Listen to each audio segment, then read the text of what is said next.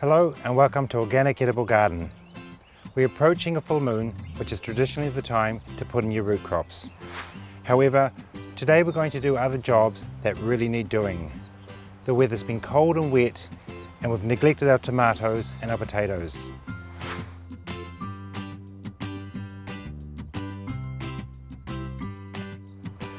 The first job we need to do today is to delateral the tomatoes and remove any of the unwanted leaves. We do it on a day like today that's got clear blue skies and a slight breeze because it's less humid. And with the humidity can come problems like blight and other diseases on your tomatoes. This tomato plant already has 2 clear leaders. And these are the leaders we want to grow up our pole. Any other leaders that come from this plant we want to remove. We also have some flowers and fruit forming on the plant. If you feel your plant isn't strong enough, you can remove this at this point.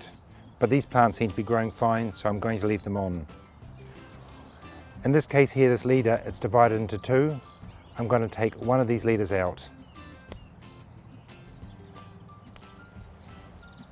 Also, some of the lower leaves can come off now, so there's more air movement around the plant.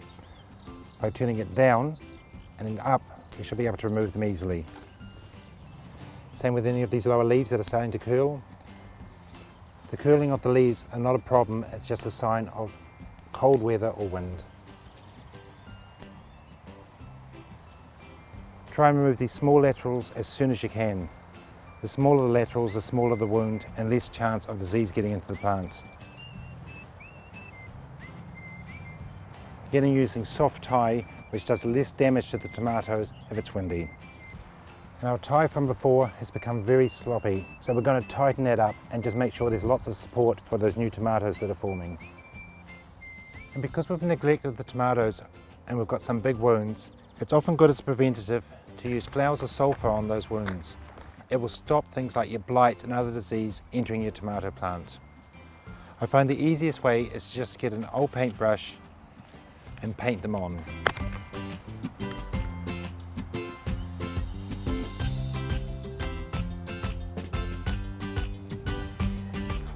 With a tomato plant like this, it's difficult to know where to start. It's got laterals all over the place. So what we do is we find our 2 strongest laterals and work from there. I find it's easy to start with removing some of the lower leaves so we can see them better. We'll take the tomato leaf off by pushing it up and then turning it down, and it breaks off easily. Again, any laterals that are in there, they can come out straight away. A lateral is something that will turn into a new leader, and we only want 2 per pole, so we're taking them out. So now it's forming some shape, and I can see this is going to be one main leader, and this one here will be my second. All the other leaders now have to come off.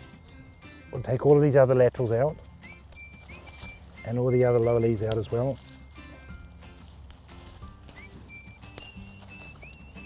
And any lateral you take out of your tomato plant, if you plant it straight in the ground, it'll turn into another plant.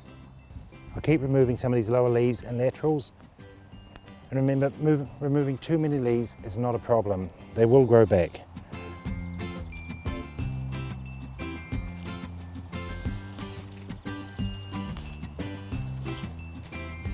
So now we can see the 2 main leaders and we can tie them up.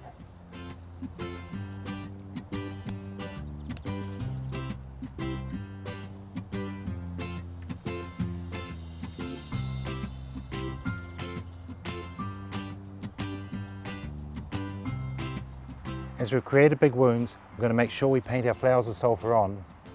And now underneath here, we've got some good air movement.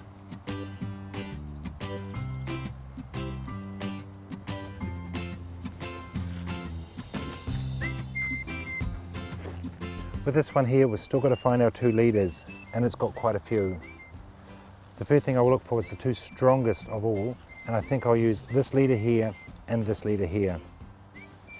The reason we don't want it growing on the ground is because if we do have humid conditions and the soil is wet, it can cause blight with the plant. So we'll start taking out some of these leaders and some of these lower leaves. And remember, if you're a smoker, it's best to wear gloves while delateraling the tomatoes. By smoking cigarettes, you can carry a disease in your fingers called tobacco virus. and if one plant gets a tobacco virus, it'll wipe out your whole tomato crop.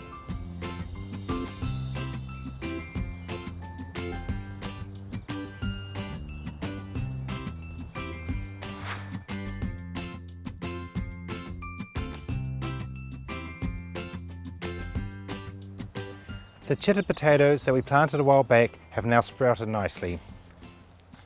Even though we dug them in a trench, nature's actually filling that trench again with the wind and the rain. However, they're at a height now that we actually want to put some more soil around them. If you don't have soil, you can use things like coffee grounds and compost and even straw. So we're going to backfill dirt just up to the top of the leaves. Because remember, 80% of the potatoes come above the tuber. So the more we can put on, the more potatoes we're going to get. I'm going to mound up the potatoes using my trusty old grubber. But if you don't have one, a garden rake is just as good. Or even a hoe. And if you're a real potato enthusiast, one of these potato mounders are a fantastic tool.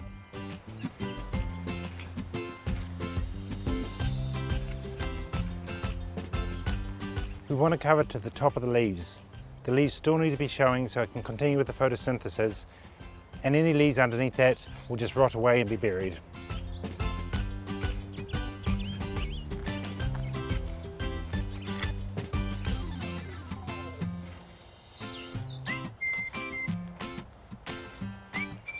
Over the growing season, I'll probably mount it up 4 or 5 times, depending on how tall the potatoes go. I'll keep mounting them up until they get flowers, because I know then they'll be soon ready to harvest.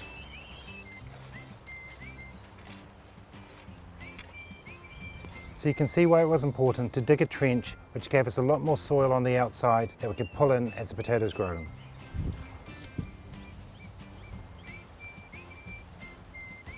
The potato mounder really comes into its own when the plants are growing quite large and it's difficult to get the grubber or the rake in to mound up the potatoes. But we're going to use it today to do a trench down the centre. By putting the soil closer to the potatoes, when the wind and the rain comes, they'll naturally fill in around the plants.